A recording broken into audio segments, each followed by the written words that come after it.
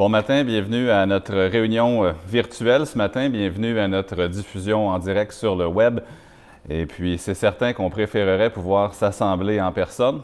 Ce serait préférable de pouvoir être ensemble, de pouvoir chanter les cantiques ensemble, de pouvoir adorer le Seigneur ensemble, de pouvoir avoir la communion à laquelle on est habitué. Mais ce sont des temps exceptionnels, ce sont des jours assez particuliers et ce sont des jours qui nécessitent nos prières. Alors, j'espère que cette semaine, vous avez été occupés à prier, occupés aussi, dans la mesure du possible, à s'occuper les uns des autres aussi, de veiller aux intérêts les uns des autres. Peut-être que vous avez pris cette semaine pour essayer de tendre la main à quelqu'un dans l'Assemblée ou un ami à vous qui peut-être est en difficulté ou peut-être qui pourrait manquer de quelque chose, en particulier les personnes à risque ou encore les personnes âgées. Alors, j'espère que vous avez pu cette semaine être un encouragement pour certaines personnes comme ça. Je sais que plusieurs à qui j'ai parlé m'ont dit que ça avait été une de leurs préoccupations principales pendant la semaine. Et c'est une belle occasion que nous avons de servir le Seigneur, de se servir les uns les autres aussi pendant ces temps assez spéciaux, assez particuliers. Alors ce matin, assez simplement, ce que j'aimerais qu'on fasse, ce ne sera certainement pas un remplacement pour une assemblée en personne. Ce ne sera pas la même chose, c'est certain. J'aimerais qu'on prenne le temps quand même ensemble de prier pour ce qui se passe autour de nous, de ce qui se passe dans notre monde, de ce qui se passe dans notre société, de prier les uns pour les autres aussi. Il y a certaines personnes avec qui je suis en contact qui tentent désespérément de rentrer au Québec présentement. D'autres gens qui ont fait un test pour le COVID-19 puis qui attendent des résultats. D'autres personnes que je connais qui sont dans l'impossibilité d'être avec des proches qui sont hospitalisés présentement. Il y a des gens que ça affecte grandement, cette situation-là. Ça nous affecte tous d'une façon ou d'une autre, mais pour certains, c'est encore plus pénible. Alors, prions pour ces gens-là ce matin. Et prions aussi que ça puisse être contrôlé. Prions pour nos gouvernements qui ont des décisions à prendre.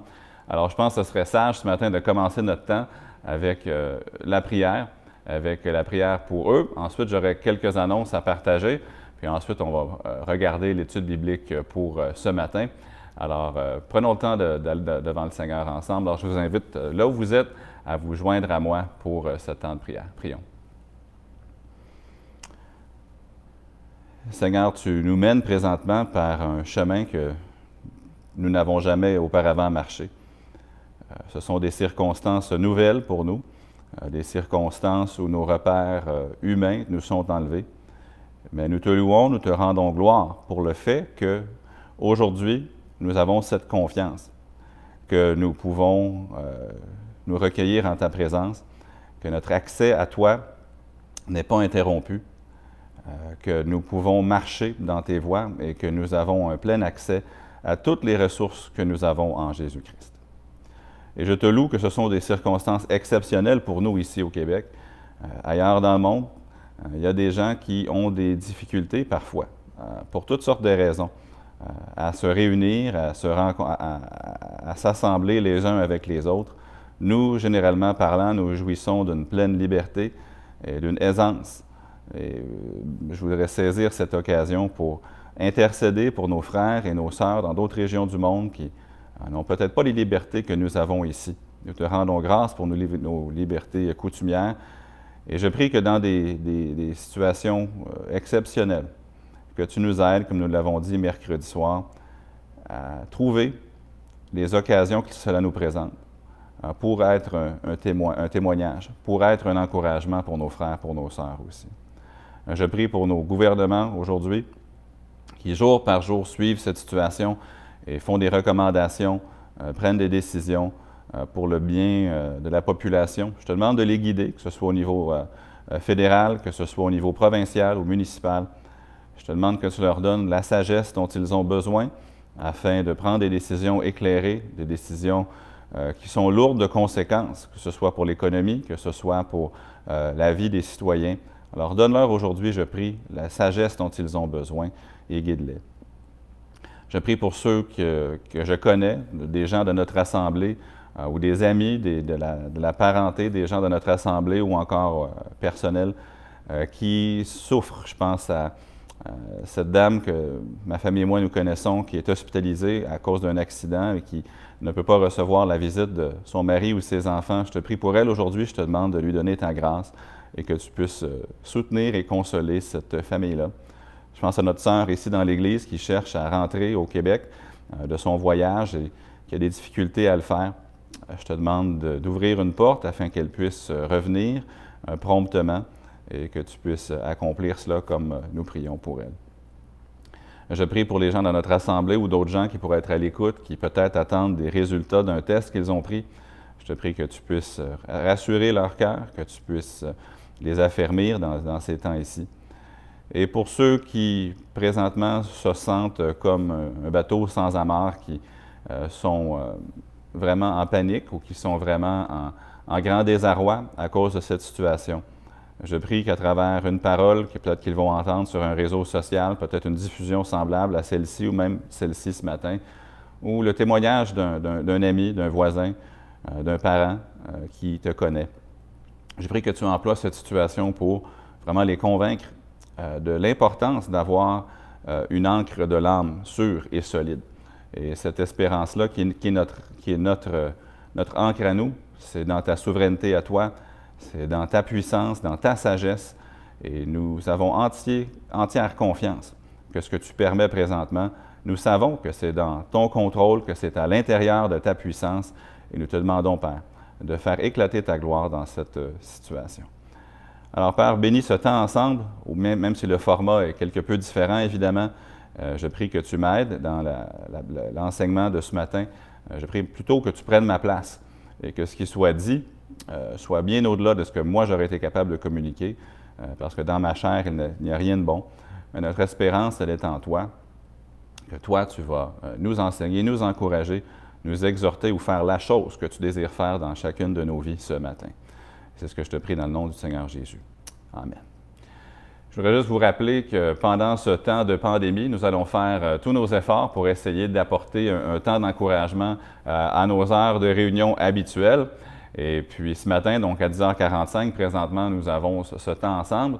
Mercredi soir, nous avons eu un temps de prière. Puis pour les gens de l'Église baptiste centrale de Laval, dans votre courriel, vous auriez dû recevoir des instructions, un lien, parce que cette semaine, en milieu de semaine, on aimerait aussi tenter d'avoir une réunion de prière par visioconférence ou encore par téléconférence. Alors, c'est sûr que c'est assez particulier, mais tous les outils qui sont à notre disposition pour essayer d'avoir une communion fraternelle, tant bien soit peu, ou encore le temps de l'occasion de partager des louanges, de partager des sujets de prière.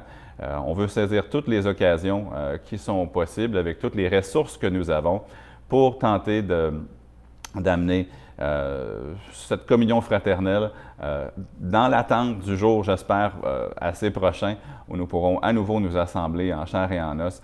Et je vais être honnête avec vous pour dire que j'ai hâte plutôt que de regarder une caméra, de pouvoir regarder vos visages, de pouvoir vous serrer la main et de pouvoir avoir un temps de communion fraternelle. Mercredi soir, on planifie encore avoir une diffusion à 19h et ce soir aussi à 18h. Donc, soyez patients avec nous alors que nous essayons de roder notre façon de faire. Mais ultimement, ce qui nous importe plus, c'est que le Seigneur nous parle, que le Seigneur utilise ces moments dans nos vies pour nous encourager. Et la communion fraternelle est importante et présentement, on doit la trouver différemment de ce qu'on est habitué. Mais prenons le temps cette semaine de s'encourager les uns les autres.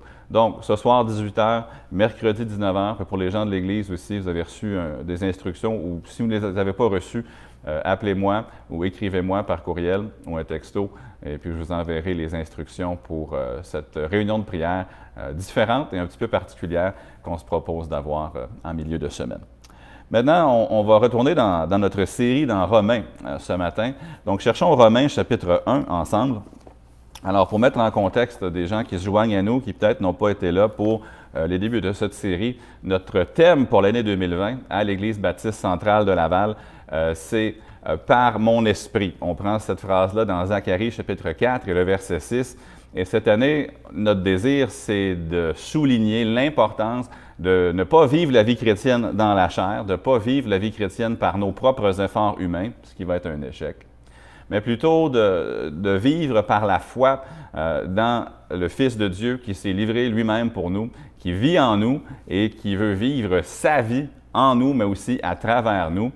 Et dans cette optique-là, nous avons commencé une série à travers l'Épître aux Romains, une série qui va être quand même ne sera pas nécessairement si brève, puis elle est entrecoupée par d'autres enseignements sur d'autres sujets, certains dimanches. Mais on arrive dans Romains chapitre 1 et les versets 18 à 32 ce matin.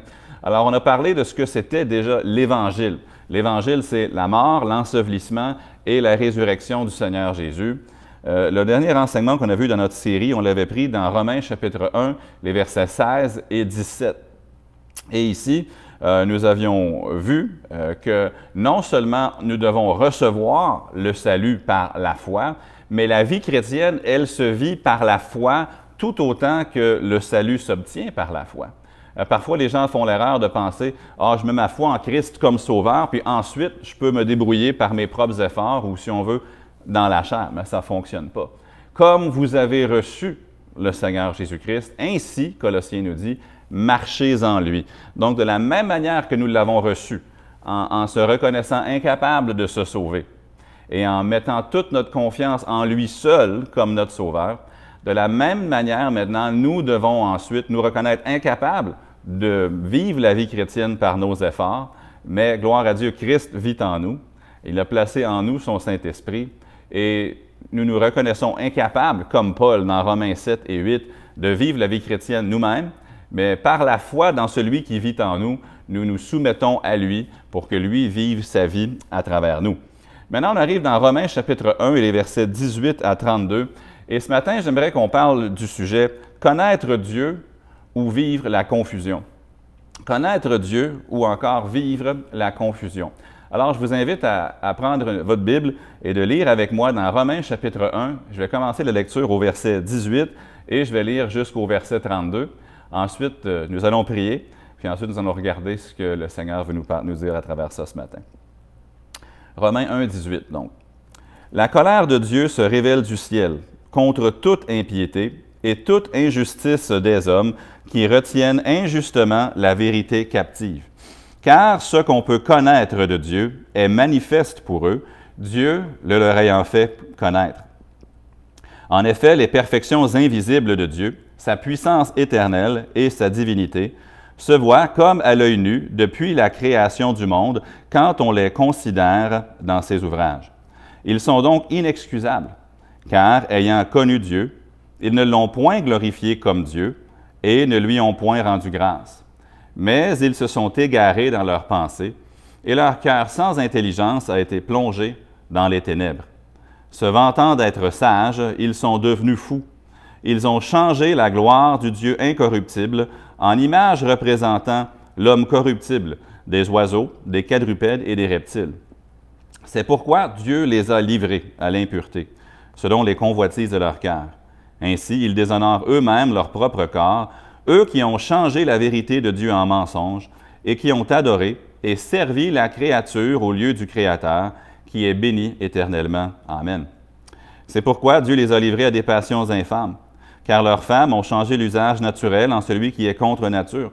Et de même, les hommes, abandonnant l'usage naturel de la femme, se sont enflammés dans leurs désirs les uns pour les autres, commettant homme avec homme des choses infâmes et recevant en eux-mêmes le salaire que méritait leur égarement.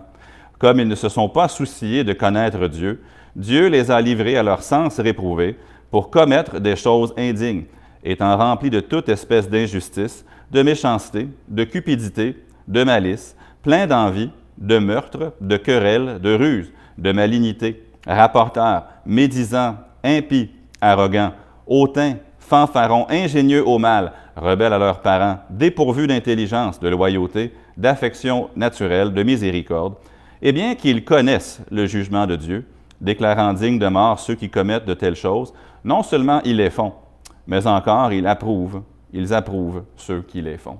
Prions. Seigneur, nous reconnaissons que sans toi, la vie est très pénible. Elle est pénible à cause de sa destinée sans Christ, mais elle est pénible aussi parce que dans Proverbes, nous apprenons, et ailleurs aussi, que la voie du transgresseur, elle est difficile.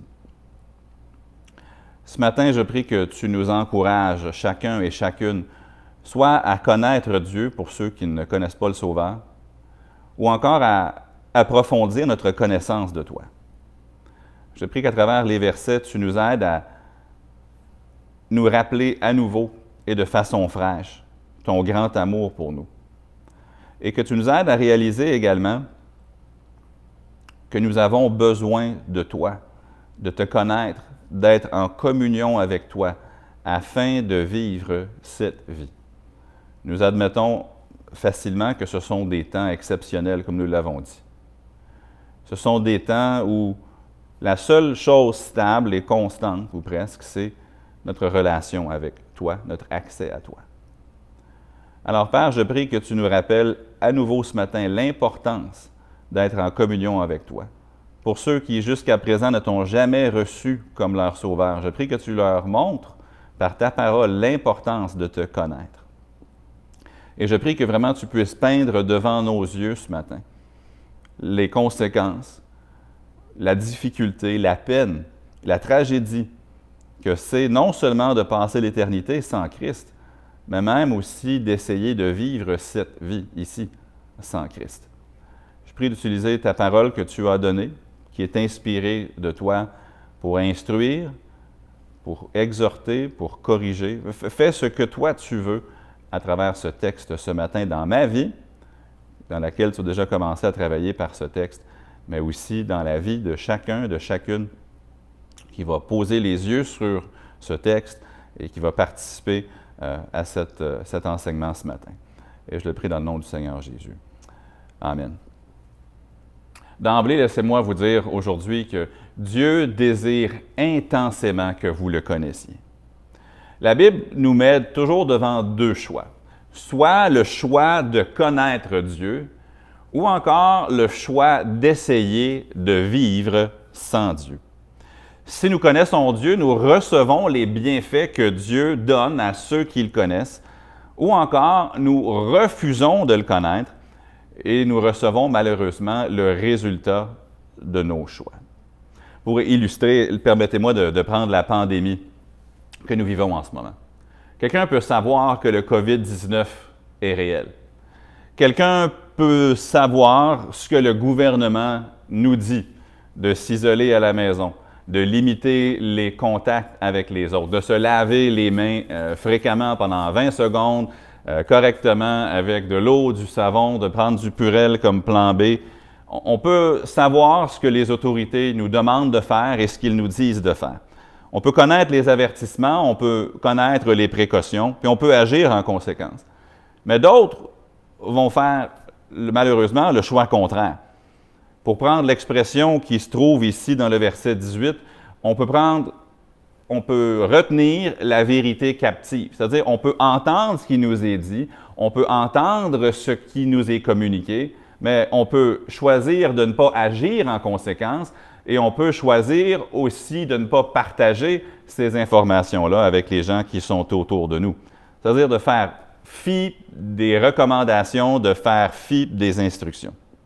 Je pense à ce joueur de basket qui trouvait que cette histoire de coronavirus était drôle ou était comique. Selon les nouvelles sportives, au début, quand tout le monde commençait à parler de ce coronavirus, lui, il ne prenait pas ça tellement au sérieux. C'est un joueur professionnel et puis, même pendant une conférence de presse, il était allé toucher tous les micros des journalistes, il trouvait ça drôle. Mais quelques temps plus tard, la triste nouvelle est arrivée, est tombée, que ce joueur-là était atteint du COVID-19 et selon ce que je comprends, d'autres de ses coéquipiers ou d'autres personnes de son entourage ont été affectées ou encore infectées par son choix. Il avait entendu le message, il avait entendu les avertissements, mais il a choisi à ce moment-là de les ignorer. Maintenant, il a tenté de faire amende honorable en faisant un don généreux et substantiel depuis ce temps-là. Mais notre passage nous rappelle l'importance de connaître et d'agir en conséquence. Dans le cas qui nous intéresse, de connaître Dieu et ensuite de vivre notre vie conséquemment, de vivre notre vie comme on doit la vivre lorsqu'on connaît Dieu. Vous savez, lorsque vous choisissez votre approche, vous choisissez les conséquences que vous allez avoir. Si je connais Dieu, il y a certaines choses dans ma vie auxquelles je suis en droit de m'attendre, si je suis en communion avec lui. Mais si je choisis d'ignorer la révélation de l'amour de Dieu, ou si je choisis de vivre ma vie sans égard pour Dieu, le texte nous donne les conséquences de ce choix-là également.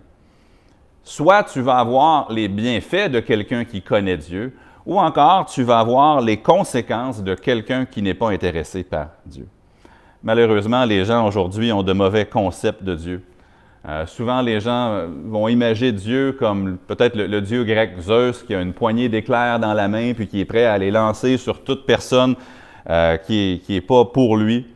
Puis honnêtement, si Dieu était comme ça, il ne resterait pas grand-chose de l'humanité aujourd'hui. Nous servons un Dieu patient. Oui, il est capable de jugement. Oui, il l'a fait au moment opportun.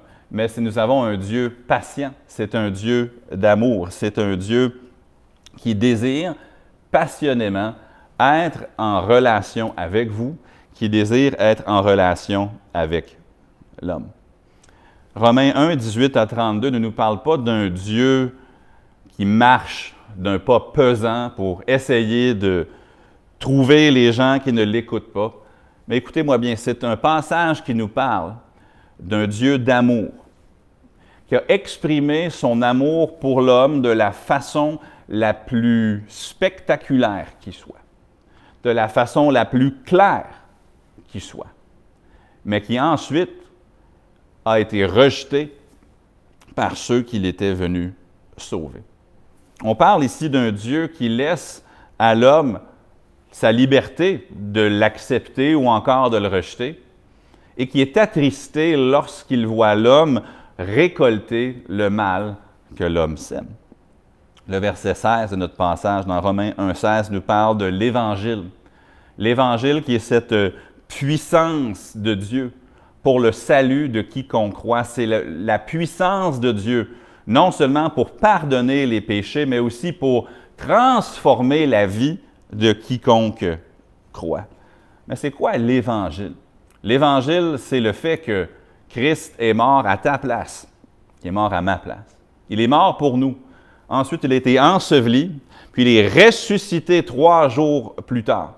Et cet acte-là de la part de Jésus, sa mort, son ensevelissement, sa résurrection, cet acte de la part de Jésus, aux yeux de Dieu, est suffisant, entièrement suffisant pour payer la punition de votre péché, de mon péché, et la punition de quiconque met sa foi en Jésus-Christ comme sauveur. Cet acte-là de Jésus était tellement parfait, tellement complet, tellement suffisant que dès le moment où tu places ta foi, ta confiance en Jésus seul pour le pardon de tes péchés, Dieu te pardonne et fait de toi son enfant. Mais cet évangile-là, c'est également le carburant par lequel nous devons vivre la vie chrétienne. Et c'est un peu le thème de notre année ici à l'Église, c'est le thème de notre série ici dans Romains. Colossiens 1, 27 nous dit que ce Christ ressuscité, lorsque vous l'acceptez par la foi, il vient vivre en vous. Colossiens 1, 27 nous dit que c'est Christ en nous, l'espérance de la gloire. Et de la même manière que vous avez reçu Christ par la foi, en mettant votre confiance en lui seul, de la même manière, vous devez vivre la vie chrétienne en mettant votre confiance en lui seul, en lui qui réside en vous si vous êtes sauvés. Mais pour quelqu'un qui balaie du revers de la main les vérités de Romains 1, quelqu'un qui ne veut pas recevoir l'amour de Dieu, quelqu'un qui ne veut pas être en relation, qui ne veut pas connaître Dieu. Les versets 18 à 32 nous donnent plusieurs des conséquences terrestres dans ce monde de ce choix-là. Notre passage nous présente trois réalités qui vont dicter le flot de votre vie. Je vous invite à les regarder avec moi. Remarquez avec moi, premièrement, dans les versets 19 et 20, Dieu veut avoir une relation avec toi. Dieu veut avoir une relation avec toi. Le verset 19 nous dit, « Car ce qu'on peut connaître de Dieu est manifeste pour eux, Dieu le leur ayant fait connaître. » En effet, les perfections invisibles de Dieu, sa puissance éternelle et sa divinité se voient comme à l'œil nu depuis la création du monde quand on les considère dans ses ouvrages. Ils sont donc inexcusables. Dieu veut avoir une relation avec toi. Je ne sais pas si vous avez déjà essayé de gagner l'amour d'une personne sans succès. Peut-être que vous étiez encore aux études, peut-être que vous aviez les yeux, les regards sur une jeune femme, sur un jeune homme, et vous vouliez absolument avoir leur attention et vous désiriez, dans la mesure du possible, selon leur volonté évidemment, établir une relation avec eux. Et peut-être que dans une situation comme celle-là, vous avez appris une dure leçon de vie. Cette leçon de vie-là, c'est que tu ne peux avoir une relation qu'avec quelqu'un qui choisit d'avoir une relation avec toi aussi. Ces dernières années, dans les nouvelles, nous avons été présentés, on a connu le mouvement mot-clic, moi aussi, ou en anglais, #MeToo. Et malheureusement, on a découvert que dans ce bas monde, il y a beaucoup d'hommes surtout qui n'acceptaient pas le fait que certaines femmes ne voulaient pas être en relation avec eux. Et à Hollywood ou ailleurs, même dans les soi-disant hautes sphères de la société, il y a des hommes qui ont été humiliés, traduits en justice à cause de crimes qu'ils avaient commis en refusant d'honorer la liberté et d'honorer le choix de ces dames-là.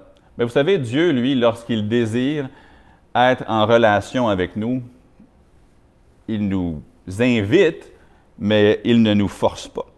Dieu est un Dieu qui laisse à l'homme le choix.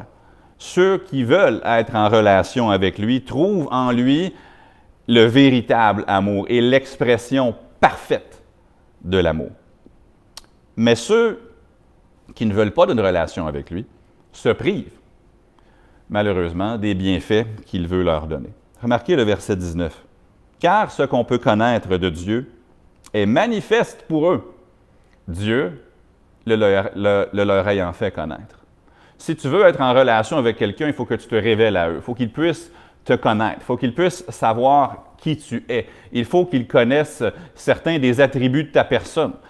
Pour qu'ils puissent décider ou non d'être en relation avec toi, il faut qu'ils sachent si tu es honnête, si tu es gentil, si tu es doux, si tu es humble. Il y a différentes choses que tu dois connaître sur une personne avant de vraiment choisir si tu veux être en relation avec eux ou non.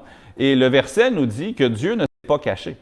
Ce qu'on peut connaître de Dieu est manifeste. Quelqu'un qui est honnête, quelqu'un qui est sincère, peut lever les yeux, regarder ce que Dieu a créé et apprendre des choses au sujet de Dieu qui devraient la motiver, cette personne-là, à désirer connaître ce Dieu si grand, si puissant et si parfait. Mais encore, Dieu se révèle, mais il faut encore qu'on vienne à lui. Je vais vous raconter une histoire à laquelle je vais faire allusion 2 ou 3 fois pendant notre message. C'était l'an dernier, il y avait un journal australien, le Daily Mail, qui a raconté une histoire qui, honnêtement, je l'ai trouvée drôle et quelque peu triste en même temps.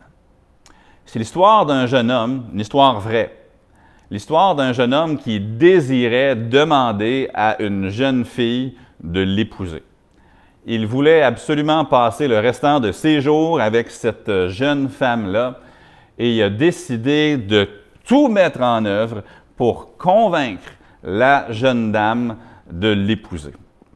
Il a fait ses recherches, il a appris à la connaître, puis il a découvert que cette jeune femme-là, elle avait un rêve. Et ce rêve-là, c'était d'aller visiter le Vietnam, d'aller aussi visiter le Cambodge Et en particulier, elle voulait voir un temple qui existe au Cambodge qui s'appelle le Angkor Wat. Alors, il a commencé à planifier le voyage. Son plan, c'était de l'amener au Vietnam, de faire son voyage de rêve, de l'amener au Cambodge, de faire tout ça. Puis ensuite, à la fin du voyage, il allait poser la grande question. Il allait demander à la jeune femme de l'épouser. Ils sont partis en voyage. Ils ont fait le tour du Vietnam pendant 2 semaines. Ensuite, ils se sont rendus au Cambodge, ils sont allés voir le fameux temple qu'elle voulait voir. Puis là, vers la fin du voyage, le jeune homme était fébrile, il n'en pouvait plus d'attendre, et puis il a décidé de demander à la jeune femme de l'épouser. Mais si je comprends bien l'histoire, il a comme devancé son agenda un peu, puis il ne l'a pas fait exactement au moment où il l'avait prévu. Puis malheureusement, il a choisi un lieu et un moment qui était assez ordinaire.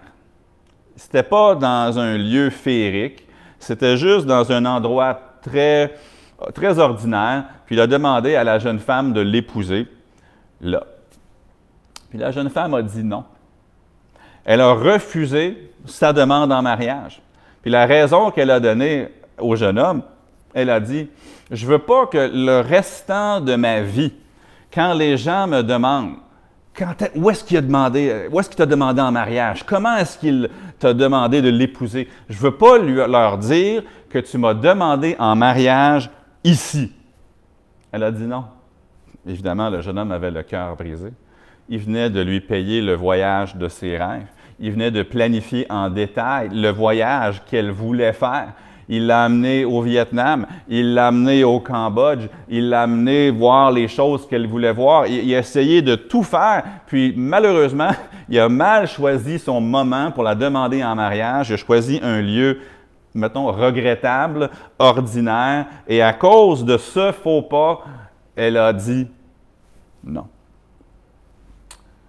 Cette histoire-là a été publiée sur le web, sur la toile, et plusieurs gens ont écrit au jeune homme, des femmes qui écrivaient au jeune homme, disaient « Écoute, moi, si tu me payes le même voyage, moi, je veux dire oui. Wow, je ne peux pas croire que tu as fait ça pour elle, puis qu'elle a dit ça. » Puis il y avait un mouvement de sympathie pour le jeune homme qui avait tout fait ça, mais qui s'était fait refuser. Vous pouvez avoir l'opinion que vous voulez, mais il y a pire. Lorsque Dieu fait tout ce qu'il a fait pour nous, quand on le considère dans ses ouvrages, quand on voit ce qu'il a créé pour nous. Mais quand on voit en plus l'ultime expression de son amour dans la personne de Jésus-Christ, dans les souffrances, dans la mort de Jésus-Christ pour nous, et qu'il nous demande « Veux-tu une relation avec moi? » Dieu nous laisse quand même le choix, et malheureusement, comme la jeune fille dans l'histoire, il y a beaucoup de gens qui, selon ces versets, refusent. Beaucoup de gens qui refusent. Dieu nous a prouvé à quel point il veut être en relation avec nous. Il nous a prouvé à quel point il nous aime. On a juste à lever les yeux et regarder. Encore mieux, on peut regarder dans sa parole et lire le récit de l'amour ultime de Dieu pour vous, pour moi, en Jésus-Christ. Mais le passage nous dit que malgré ce que Dieu a fait pour l'homme, que malgré ce que Dieu a révélé à l'homme, l'humanité, en grande partie, a fait comme la jeune femme dans l'histoire que j'ai partagée. Le verset 21 nous dit « Car ayant connu Dieu, ils ne l'ont point glorifié comme Dieu et ne lui ont point rendu grâce, mais ils se sont égarés dans leurs pensées et leur cœur, sans intelligence, a été plongé dans les ténèbres. » Dieu désire être en relation avec toi, mais deuxièmement, tu dois venir à cette relation avec Dieu. Tu dois venir à cette relation avec Dieu. Je viens de lire le verset 21. « Ayant connu Dieu, ayant vu, ayant entendu, ils ne l'ont point glorifié comme Dieu, ne lui ont point rendu grâce, et ils se sont égarés. » Lorsque tu entends ce que Dieu a fait pour toi, lorsque tu es au courant de la révélation de Dieu pour toi et que tu choisis quand même d'aller voir ailleurs, c'est ce que la Bible appelle s'égarer. Ou même si tu es un chrétien, tu as reçu Christ comme ton sauveur, tu es un enfant de Dieu et que tu sais que pour ton bonheur, Dieu a tracé une voie, la vie chrétienne, la vie remplie de l'Esprit, marcher par l'Esprit, marcher dans la lumière et que tu sais que tant que tu marches dans ce sentier, ça ne veut pas dire que la vie va être facile toujours, mais ça veut dire que tu as toutes les ressources de Dieu à ta disposition pour vivre la vie chrétienne. Mais que tu choisis quand même d'aller voir ailleurs. C'est ce que la Bible appelle s'égarer. Et ça nous dit ici dans le verset 21 qu'ils se sont égarés dans leurs pensées. Et leur cœur, sans intelligence, a été plongé dans les ténèbres. Il faut venir à cette relation avec Dieu. Romains 5,8 nous dit « Mais Dieu prouve son amour envers nous. » D'autres traductions en français disent « Mais Dieu fait éclater son amour envers nous, en ce que lorsque nous étions encore des pécheurs, Christ est mort pour nous. » La Bible nous révèle que Jésus-Christ est Dieu, il est parfait, il est sans péché, mais même s'il était sans péché, s'il est sans péché, il a choisi de mourir sur une croix et de payer la punition du péché. De mon péché, de votre péché à vous, de ton péché. Puis en le faisant, il n'a pas fondé une religion. Enlevez cette idée-là de vos pensées. Il n'a pas fondé une religion. Il a prouvé son amour, puis au lieu de vous inviter à une religion, il vous invite à une relation avec lui. Une relation personnelle avec lui. Il a prouvé son amour en payant tout ce qui est nécessaire pour que vous soyez pardonnés de vos péchés et que vous puissiez connaître Dieu. Malheureusement, comme la jeune fille dans l'histoire que j'ai racontée tantôt, plusieurs gens disent « Non, moi je vais aller voir ailleurs. » Ils cherchent l'amour ailleurs, ils cherchent le bonheur ailleurs, ils cherchent la force ailleurs, ils cherchent la paix, la joie ailleurs et s'égarent. Et leur cœur, la Bible nous dit, sans intelligence ou sans connaissance, sans sagesse, est plongé dans les ténèbres. Dieu désire avoir une relation avec vous, mais il faut venir à cette relation avec lui. Il y a plusieurs milliers d'années, dans l'Ancien Testament, l'homme qui avait pris la relève après Moïse à la tête du peuple d'Israël s'appelait Josué. Et Josué, vers la fin de sa vie, commençait à être déçu du peuple d'Israël. Il était déçu parce que le peuple d'Israël, même s'ils avaient reçu les promesses de Dieu, même si Dieu les avait amenés dans la terre promise, dans un pays où coule le lait et le miel, il n'y aurait pas à s'inquiéter pour du lait, il n'y aurait pas à s'inquiéter pour du miel. Dieu leur donnait toutes les ressources dont ils avaient besoin pour vivre. Quand même, ces gens-là s'égaraient. Puis ils choisissaient d'aller voir ailleurs. Puis leur cœur se détournait vers de faux dieux. Mais avant de quitter ce monde, Josué les a mis au défi. Puis il a dit dans Josué 24, 15, « Et si vous ne trouvez pas bon de servir l'Éternel, choisissez aujourd'hui qui vous voulez servir, ou les dieux que servaient vos pères au-delà du fleuve, ou les Amoréens dans le pays desquels vous habitez. Moi et ma maison, nous servirons l'Éternel. » Il leur disait, Dieu veut avoir une relation avec vous. Vous pouvez avoir une relation avec lui, mais il faut que vous, personnellement, vous choisissiez d'avoir cette relation avec lui. Si vous êtes un chrétien, je vous dirais, vous avez une relation déjà établie par le sang de Jésus. Si vous êtes un enfant de Dieu, si vous êtes sauvé, eh bien, vous êtes un enfant de Dieu. Vous avez cette relation enfant-père établie avec lui. Mais il faut choisir d'être en communion avec lui. Il faut désirer que cette relation avec lui soit primaire dans votre vie, qu'elle soit la plus importante dans votre vie. La troisième et dernière observation que j'aimerais qu'on regarde ensemble ce matin dans notre passage, c'est que quand tu choisis ton Dieu, tu choisis ta vie. Quand tu choisis ton Dieu, tu choisis ta vie.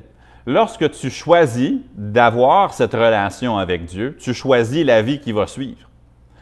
Si tu refuses d'avoir cette relation avec Dieu, bien, tu choisis encore ce qui va avec ce choix-là. Combien de fois j'ai entendu des gens dire « Ah, si Dieu existait » ou « Si Dieu était un Dieu d'amour, nous n'aurions pas les problèmes que nous avons. » Quelqu'un pourrait dire « Comment est-ce que Dieu peut permettre que des choses comme le coronavirus ou d'autres choses existent? » Mais qui a dit que Dieu voulait que les choses soient ainsi? Qui a dit que c'est ce que Dieu voulait, que c'est ce que Dieu désirait pour nous? Quand Dieu a créé le monde, il l'a créé parfait, absolument parfait. Mais lorsqu'on refuse la relation avec lui, que ce soit individuellement ou en tant qu'humanité collectivement, on fait le choix de la vie que ça entraîne d'avoir refusé Dieu. Vous savez, la jeune femme qui a refusé la demande de mariage de son ami au Cambodge, est-ce qu'elle était vraiment en droit de se plaindre sur le vol du retour? Il avait tout fait ça pour elle, puis elle a dit non. Ça aurait été un peu mal vu, je pense, sur le vol de retour, de dire « Écoute, tu le sais que j'aime avoir un siège sur le bord de la fenêtre dans l'avion. Comment ça se fait que j'ai un siège dans l'allée? » Elle avait refusé son amour, donc en même temps, elle refusait de poursuivre la relation, elle refusait d'avoir les bénéfices de cette relation-là. Si elle refuse son amour, mais qu'elle veut continuer à avoir les bénéfices de son amour, on dirait que c'est inconséquent. Toute personne qui rejette Dieu fait le choix d'essayer de se débrouiller sans Dieu, de rejeter son amour, mais à la fois d'exiger son aide. C'est injuste, c'est inconséquent et c'est insensé. Si je dis à mon voisin qui habite à côté de chez moi, « Je ne veux pas que tu me parles, je ne veux rien savoir de toi, je ne veux pas avoir une relation avec toi. » Mais pourrais-tu me prêter ta souffleuse ou ta tondeuse? Les gens diraient, ça ne marche pas comme ça. Si tu veux recevoir les bienfaits d'une relation avec lui, il faut que tu acceptes d'avoir une relation avec lui. Et de la même manière, comme on va le voir dans ces versets, si on rejette Dieu et son amour, son évangile, le message de son amour, nous faisons le choix d'essayer de se débrouiller sans lui. Dieu est à la fois juste et il est amour. Donc, lorsqu'on le rejette selon ces versets-là, il fait quelque chose de très patient et honnêtement, de très aimant. Dans les versets 24, 26 et 28, on trouve l'expression « Dieu les a livrés ». Ça aurait pu être différent si Dieu avait voulu. Ça ne dit pas « Dieu s'est mis en colère et… » Oui, il y a des moments dans la Bible où Dieu a jugé le péché et le jour vient où nous aurons tous à être devant Dieu. Et oui, ceux qui auront refusé l'amour de Dieu et son pardon seront jugés. Mais dans cette vie, dans ce monde présentement, Dieu est patient et Dieu offre son amour. Et j'ai vu qu'il y avait un petit problème de connexion ici. J'espère qu'on est de retour pour tout le monde. Mais Dieu, dans sa patience et dans son amour, nous dit dans les versets 24, 26 et 28 que Dieu les a livrés. Ça aurait pu être pire. Ça aurait pu être beaucoup plus fort. Il aurait pu dire « Dieu les a frappés », mais ce n'est pas ça que ça dit. Au contraire, Dieu avait frappé son propre Fils par amour pour nous. Ça aurait pu dire « Dieu a fait pleuvoir du ciel cette conséquence », mais ce n'est pas ça que ça dit. Soyons honnêtes. Lorsque nous offrons à quelqu'un une relation avec nous et que la personne nous rejette, non seulement ça nous blesse, mais parfois, notre réaction, notre réponse est regrettable. Dieu, lui, dans son amour, dans sa patience, lorsque l'homme l'a rejeté, la Bible nous dit, c'est pourquoi Dieu les a livrés. Il les a livrés à ce qui était en eux. Il les a livrés à leur propre choix. Il les a livrés aux conséquences de leurs gestes. Il a respecté le fait qu'il ne voulait pas être en relation avec eux. Et malgré ses appels à la relation, malgré ses offres de relation, lorsque l'homme l'a rejeté, Dieu les a livrés. Et le fait que les versets que nous avons lus soient si négatifs et si morbides, ce n'est pas la faute de Dieu, c'est simplement une révélation, une illumination de ce qui est dans le cœur de l'homme, de ce qui est dans l'homme. Et Dieu a dit, si vous ne voulez pas avoir ce qui est en moi, par relation avec moi, alors je vous livre à ce qui est en vous. Soit vous pouvez avoir Christ en vous, l'espérance de la gloire, et vivre dans les bienfaits et voir votre vie être affectée, transformée par Christ en vous, l'espérance de la gloire, et que son fruit soit manifeste dans vos vies, ou je vous livre à vous-même, comme vous l'avez demandé, et votre avenir va être pas ce qui est en Christ, parce que vous l'avez refusé, mais ce qui est en vous. La Bible nous enseigne que le cœur de l'homme est mauvais. Je sais que ça va à contre-courant de ce que les gens veulent entendre, de la culture populaire, mais Jérémie 17, 9 nous dit « Le cœur est tortueux par-dessus tout, et il est méchant. Qui peut le connaître? » Jésus, en grand détail, dans Marc chapitre 7 et les versets 21 et 22, dit « Car c'est du dedans, c'est du cœur des hommes que sortent les mauvaises pensées, les adultères, les débauches, les meurtres, les vols, les cupidités, les méchancetés, la fraude, le dérèglement, le regard envieux, la calomnie, l'orgueil, la folie. » Tout cela, c'est dans l'homme, dans votre cœur, dans le mien, dans le cœur humain. Et ça devient la réalité de toute personne qui n'est pas intéressée à avoir une relation avec Dieu. Dieu veut avoir une relation avec vous, mais il faut venir à cette relation. Et lorsque tu choisis d'avoir cette relation ou que tu refuses d'avoir cette relation, eh bien, tu choisis alors la vie qui va s'en suivre. Dieu les a livrés à l'impureté. Pourquoi est-ce que les gens agissent de manière impure? Regardez les nouvelles. Je donne un exemple d'un événement des dernières années plutôt qui est dans les nouvelles souvent.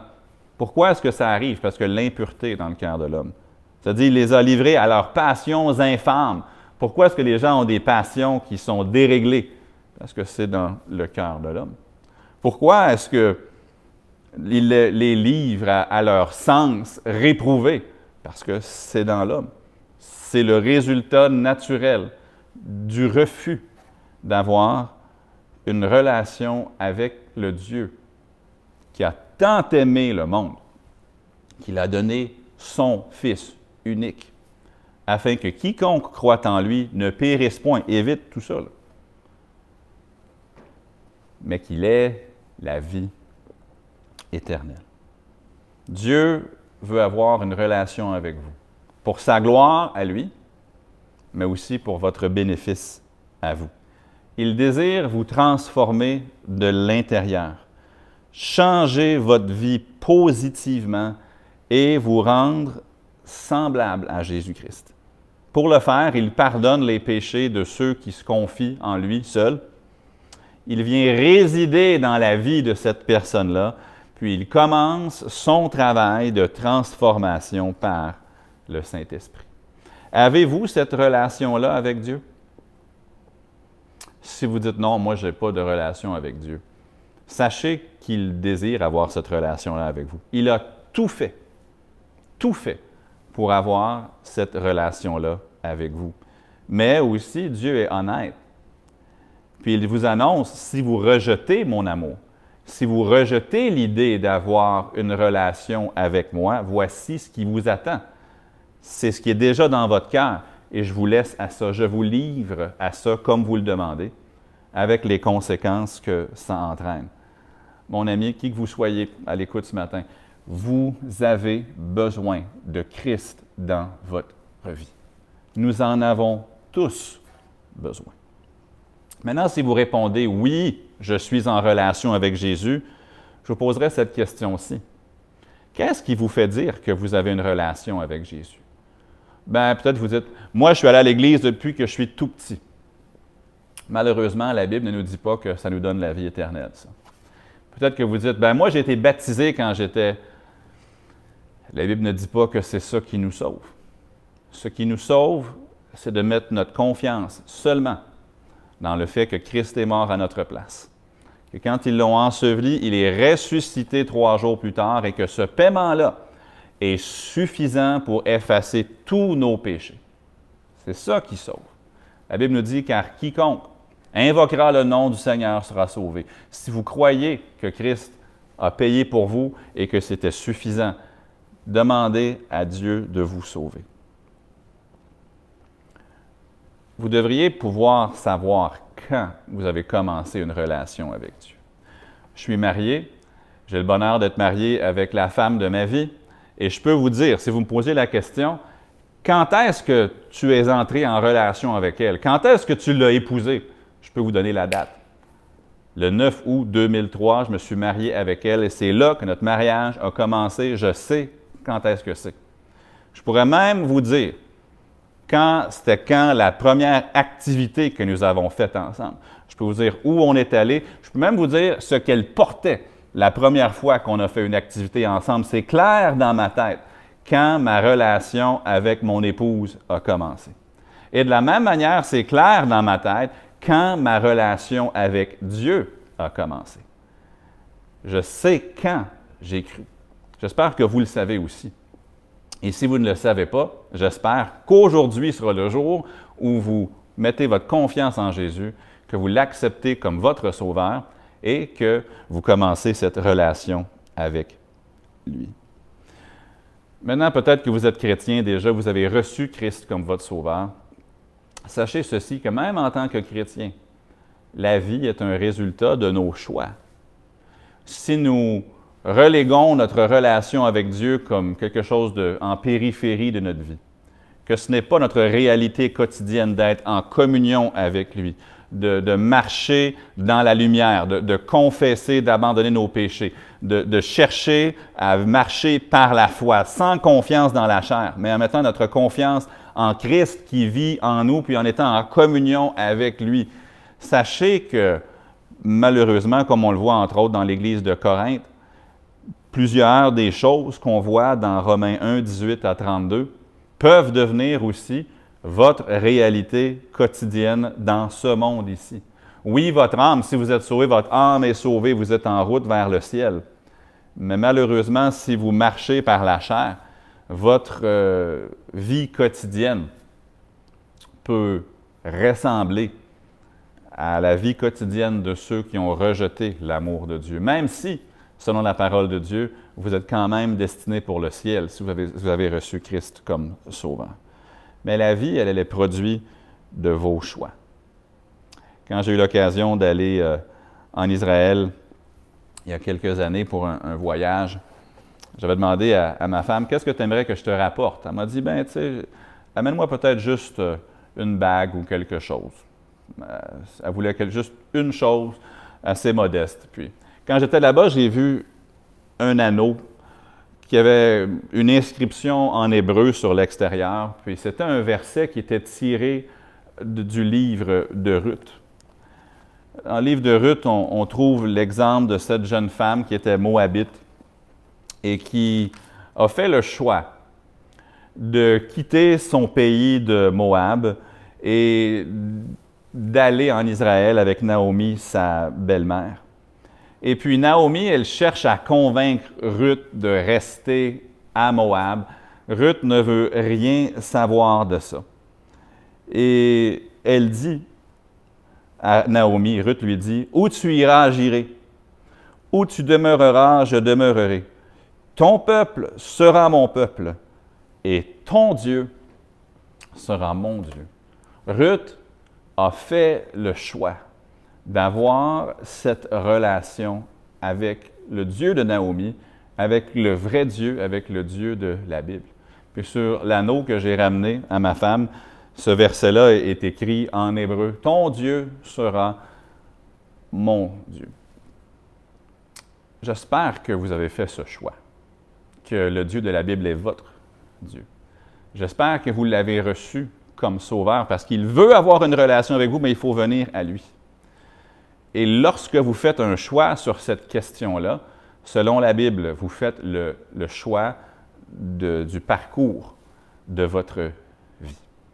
Et si vous êtes un enfant de Dieu, j'espère que même pendant ces jours de pandémie, vous saisissez l'occasion pour vous recentrer à nouveau sur votre relation avec Dieu, que vous en faites la pierre angulaire, la pièce maîtresse de votre vie, que vous ne vous faites pas confiance à vous-même, mais plutôt que votre relation avec Dieu, elle est vibrante, vous êtes en communion avec lui.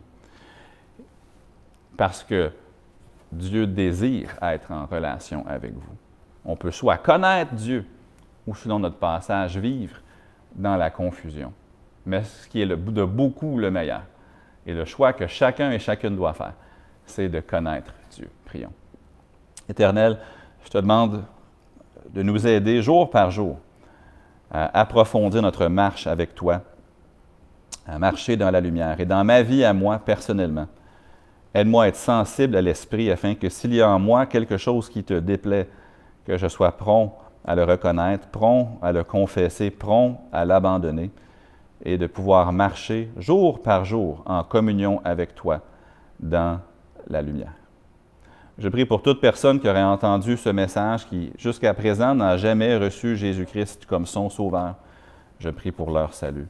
Je prie pour un frère, une sœur qui te connaît comme sauveur, mais qui malheureusement a poussé sa relation avec toi en périphérie et qui vit pour autre chose et qui vit selon les tendances et les inclinaisons de son cœur, de sa chair. Je prie, Père, que tu nous aides aujourd'hui, alors que nous prenons le temps de considérer, de méditer ces choses, même après la fin de cette diffusion. Aide-nous, Père, à voir, montre-nous, sonde-nous, montre-nous s'il y a en nous quelque chose qui te déplaît, afin que nous puissions nous mettre en règle et que nous puissions ensuite marcher avec toi comme tu le veux. Père, continue ton œuvre dans nos vies et continue même à travers cet épisode de coronavirus à œuvrer en nous et à nous enseigner les leçons de vie que tu veux pour nous. Et je prie ces choses dans le nom du Seigneur Jésus. Amen. Si vous êtes à l'écoute aujourd'hui et que vous n'êtes pas certain que vous avez cette relation-là avec Dieu, bien, je vous invite à me contacter. C'est sûr que si on était en personne, ce serait plus simple, mais appelez l'Église, ça va me faire un plaisir de vous parler. Le numéro, c'est le 450-629-4763, 450-629-4763. Sinon, envoyez-nous un message à travers la page Facebook ou encore avec un commentaire sur YouTube, si vous le préférez. Ou encore, écrivez-moi un courriel, pasteur, P-A-S-T-E-U-R, @ebcl.ca, comme dans Église Baptiste Centrale Laval.ca, pasteur@ebcl.ca. Et puis, ça va faire un plaisir, ça nous fera un plaisir de vous montrer par la parole de Dieu comment vous pouvez être sauvés. Et vous savez, un quelconque besoin de prière ou un besoin avec lequel Dieu nous permettrait de vous assister, de vous encourager, sachez que ce serait le plus grand des plaisirs pour nous d'être des instruments de Dieu dans votre vie de la manière que lui nous rend capables. Alors, je vous souhaite un bon restant de journée. Je vous rappelle que ce soir, on planifie une diffusion à 18h, puis ensuite mercredi soir à 19h aussi. Que le Seigneur vous bénisse, qu'il vous garde et saisissez l'occasion aujourd'hui de prendre le téléphone et puis d'appeler quelqu'un d'autre, un frère, une sœur, un ami, puis d'être l'instrument de Dieu pour les encourager aujourd'hui, alors qu'ils sont sans doute isolés comme nous le sommes tous. Que le Seigneur vous garde, qu'il vous bénisse, puis à la prochaine.